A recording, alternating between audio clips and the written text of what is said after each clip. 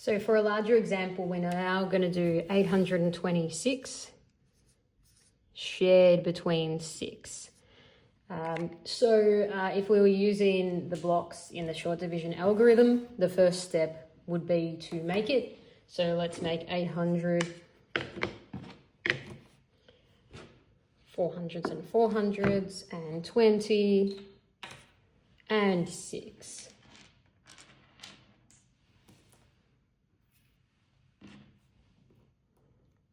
So 8 of the hundreds, 2 of the tens, 6 of the ones, 826.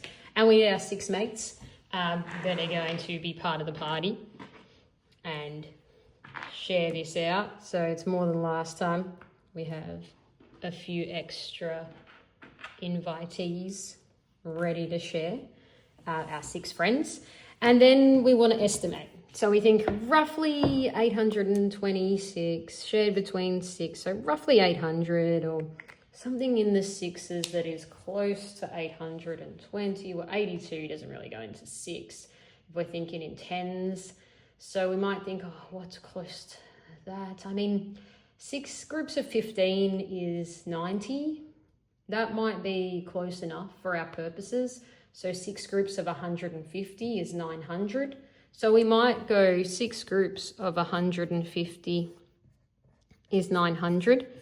So we're thinking it's going to be less than 150. So roughly 150, but a little less because we don't have 900 to share out.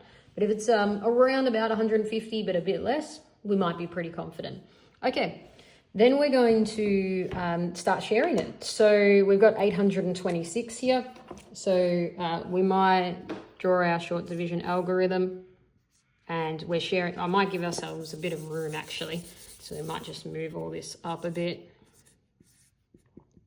And we're thinking roughly 150. And then we'll draw the short division algorithm, 826 and 6 characters knocking at the door. Because we can share out some of those hundreds straight away, we don't need to rename quite yet because everybody, and this will become a little bit crowded here, but everybody can get a 100 block. Like that can be shared out straight away. So 100 can be shared out straight away because 6 groups of 1 make 6, or 6 groups of 100 make 600 shared out. So you might want to write it like this or like this. And then we do have 200 remaining.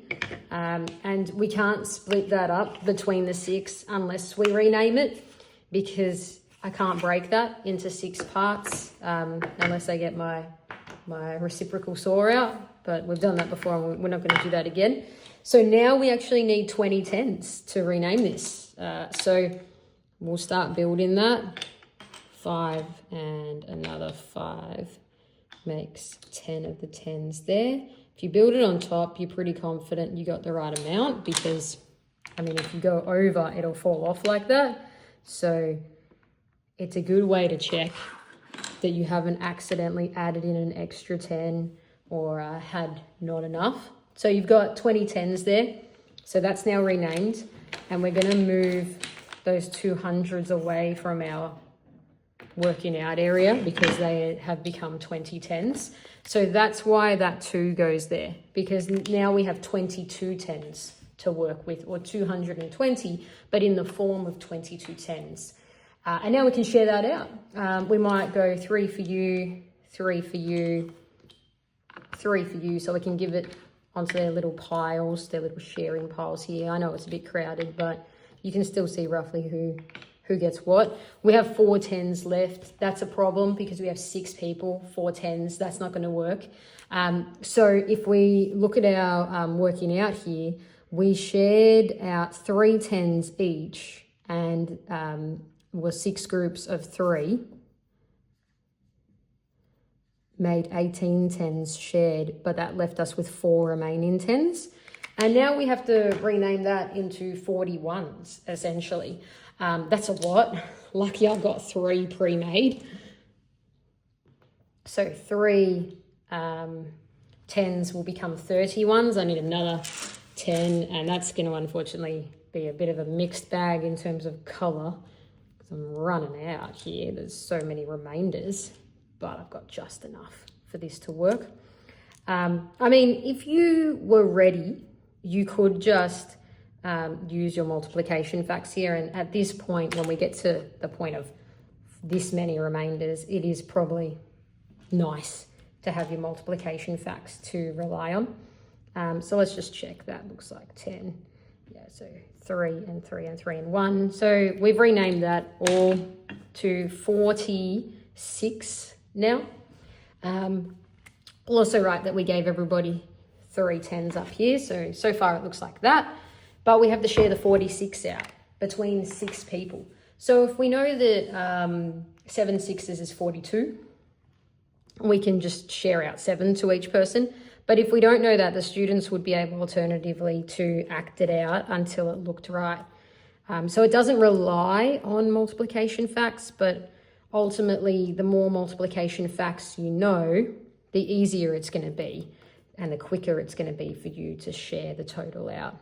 So that's for you, and that's for you, and that's for you. And so everyone got 7 ones. Because 7 groups of 6 makes 42. So 7 groups of 6 made 42. But then we had, so everyone got 7, but a remainder of 4 ones left because it only made 42 and we had 46 to share. So essentially that became our answer, 137 remained of 4. If it were cookies or something like that, you could potentially make it 4/6, which would be 137 and 2/3. Or if it were money, you could convert it. And if you know a third is 33 cents roughly, then 2/3 will be 66 cents roughly, or 67 rounded. So depending on what forms you want the answer in, any of those might be acceptable depending on what you're sharing, whether it's cookies, money, balloons. If it's balloons, you'd obviously want this one. You don't want to pop them. If we check back to our estimate, that looks reasonable because we were expecting a bit less than 150, but around about, but a fair bit less because we did round up. So that looks pretty good. And it's literally acted out here. Often I'll get the students to write a little R there. So it's remainder 4 and the answer is written above there, what one person got. So if we just look at Pikachu's total here and we clear everyone else's off, Pikachu got 100, 3 10s and 7 1s. And does have a claim to the 4 remainders like everyone else.